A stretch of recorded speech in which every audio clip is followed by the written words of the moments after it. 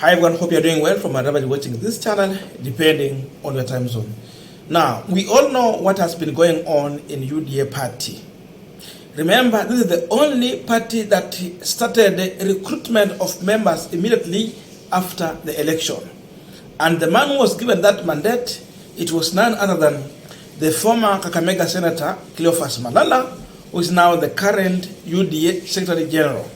A man who was poached from ANC party and brought to UDA party with a specific mission, replacing the former UDA Secretary General, who was then coming from Mount Kenya region. Was it Betmain or something like that one? And now, things are turning otherwise for Cleophas Malala. So today, Gladys Stureh, who is the Deputy Speaker in the National Assembly, was on an interview in the morning.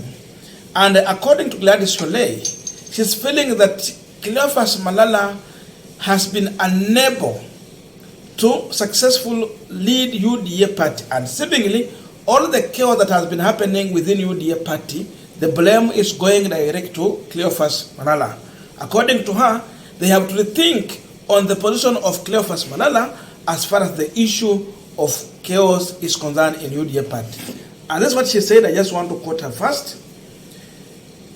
My personal opinion as a UDA member is that I am disappointed with the performance of Cleophas Malala.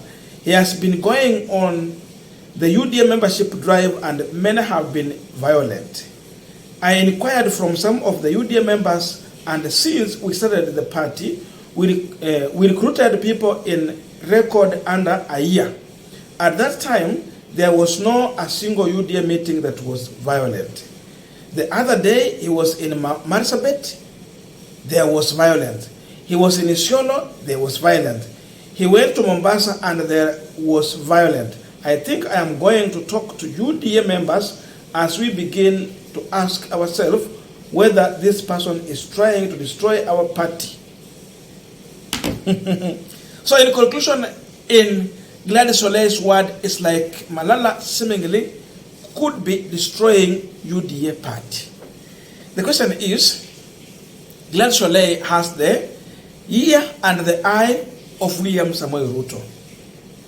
Remember, she was strategically placed at the National Assembly to checkmate Wetangula on behalf of one William Samoei Ruto. This is a person who has a direct contact of William Samoei Ruto.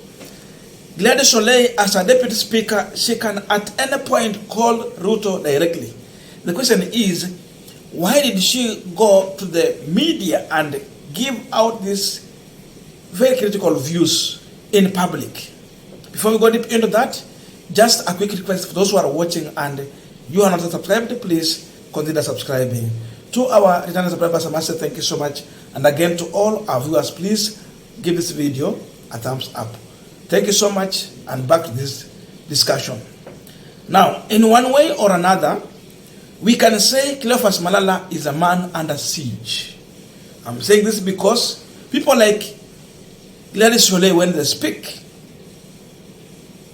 people like Oscar Sudi, Kipchumba Murkomen, Aaron Cheriot, and a few others, when they speak, seemingly, they might be speaking on behalf of William Samoei Ruto. They speak the mind and ideas of William Ruto.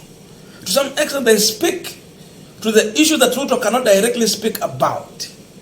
So they are the mouthpiece of William Samoei Ruto. To some extent, when they speak, then we can conclude and say that then Ruto is speaking, or Ruto is passing the message. So, Gladys Stureh's word should be taken serious by Cleophas Malala and the UDA brigade, because this is a man who was appointed direct by none other than William Ruto. Ruto never even consulted Gachagua when he was appointing Malala. He just poached him from ANC na akamweka pap kwa UDA party, you are a Secretary General. So to some extent, if you check on what Gladys Stureh is talking about, indeed it is true, UDA activities are chaotic. Even the last day in Mombasa we shared here, it was chaotic. Huko kwengine kote kwenye mention, it has been so. In fact, they were planning to go to Nyanza region. Was it Siaya or where? And when they realized that Raila Odinga was planning for another rally within the area, within Siaya, on the same day, they had to call off their recruitment meeting. Now, already the first point is very clear. Ruto might be learning that Malala might not deliver what he anticipated from Cleophas Malala. He expected Malala to work like maybe Edwin Sifuna in ODM party. He expected Malala to work like maybe how Ababu Namwamba was working when he was ODM Secretary General. So it has been proved that Waluya pia they can be good SGs. Wanaweza kuwa good SGs. Or even to work like how the former Jubilee Secretary General Raphael Tuju was working. But Malala is different. The issue is, in one way, there is a position that Malala has to take as a Secretary General. But again, another truth is here, that Gladys Sholei and William Ruto are not aware. They might be sacrificing their Malala, but the reality could be that, number one, how do you start recruitment of the party immediately after election, and this is a ruling party which need to work for the people? UDA decided to go for a campaign of promise. You know, in a campaign you promise. You don't deliver in a campaign, you promise. So what they were supposed to be doing was to deliver, but not to promise. So you have the government here at place. Then you are going back to people to campaign as if they not give you the mandate. When you have signed a 5 years contract, you have a certificate. So what is happening in those rallies is that people are rejecting UDA party. People are rejecting William Ruto.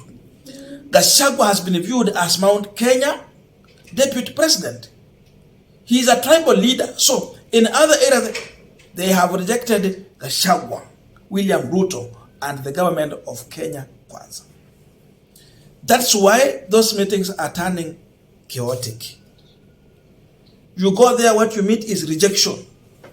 In fact, even those people who are in UDA party, and some are here, they normally comment. The reality is that even those who have UDA membership are not comfortable in the manner in which UDA is leading this country.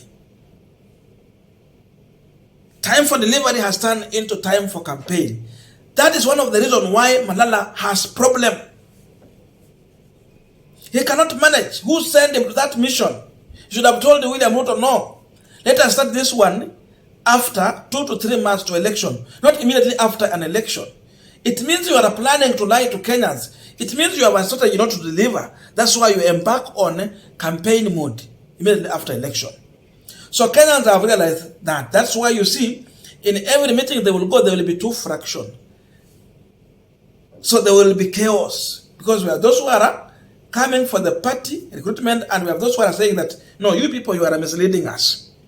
That's why the meetings are chaotic. So before you chase Malala, you have to understand this.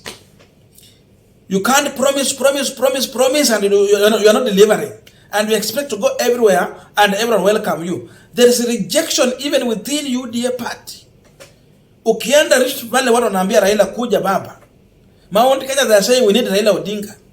So how do you go and recruit people there and it becomes just peaceful? It can never be peaceful. So before you sacrifice Malala, you should be answering that, are you delivering? Gladys Sholei, you should be asking William Ruto, is he delivering to the people what he promised? 1 million job every year. Saizi mwaka ya kwanza imeisha. Zile kazi zimepotea ni thousands. Hundreds of thousands jobs zimepotea. So they promise something different. Huyu ni kama yule mbaba mwenye mtoto akitisha mkate anampea mawe. Huyo ndio Ruto. Number 2, there is competitive interest within UDA party. For example, take the issue of Mombasa. Malala ameenda huko, we have Hassan Sarai, and then we have Muhammad Ali. Muhammad Ali want to become the Mombasa governor. Hassan Sarai still has interest to vie for the Mombasa Control. So because of competing interest, you cannot manage that to calm down. Everyone has to come with their group. This one has prepared with their group. And remember, these are active politicians. They know how to mobilize their numbers. So you come and the town chaotic. What will an SG do with that one? Because of competing interest, that's why we are UDA party is in that current political situation. Because of this, how will Malala bring down or calm that competing interest? Third, Ruto was busy on the ground everywhere in UDA activities. Today, he has another duty. He's busy. He cannot have time for UDA party, and as much they would think he would do the same way. Because of that, then the person on the ground is not William Ruto. They are seeing a different person. That's why there is difference. And number 4, these people used to give huge amount of money. Nimeona Ruto akisema saizi amechangisha pesa za watu wa bodaboda. Harambee zile alifanya ni nyingi sana, turning into millions of shillings. Walikuwa wanamwaga pesa kumwaga. You cannot compare that to what they are doing as of now. Saizi hawapeani pesa bila walikuwa wanapeana. So that one alone cannot. What walikuwa organized because they are coming to get handouts. So they were well organized. Now that level of giving out handouts has reduced. What do you expect? People will not be organized when they are not getting handouts. And if you are giving in small amount compared to what you are giving, you can't expect it to be same. It can't be. So rejection is everywhere. Nyinyi watu mfanya kazi, kiburi, majivuno, uongo na ukora mwache. Msipoacha, Malala mtamlaumu tu bure na hakuna kitu hapa. Malala hana shida. Nyinyi ndio, yani serikali ya UDA ndio iko na shida. Malala yako tu kwa mshahara pale, amepewa kazi. Na kitu kingine, maybe watu kama Sholei, they are fighting for money. Because now the man who is controlling UDA party pesa ya chama ni Cleophas Malala. Yeye anapewa direct tu hivi, kazi yake ni kwenda kufanya nini? Kuspend. So because of that, maybe we have people in UDA who have interest with this issue of money. Wanataka control pesa pia. Wanaona Malala anatokaje kwa yeye, ni anakuja kuchukua pesa yetu hapa. So pia ni mambo ya pesa. Unajua UDA as a party wako na pesa nyingi huko ya kuspend in all those things. And lastly, cost of living is high. Watu wako njaa. Na mnakujaje campaign kwa watu wenye wako na njaa? You can't do that. People anticipated that you are going to deliver. So when you deliver poison, and indeed they have delivered a drum full of poison, which Ruto appended the signature to today, and now it is going to finish Kenyans. So what do you expect? Rejection. Period.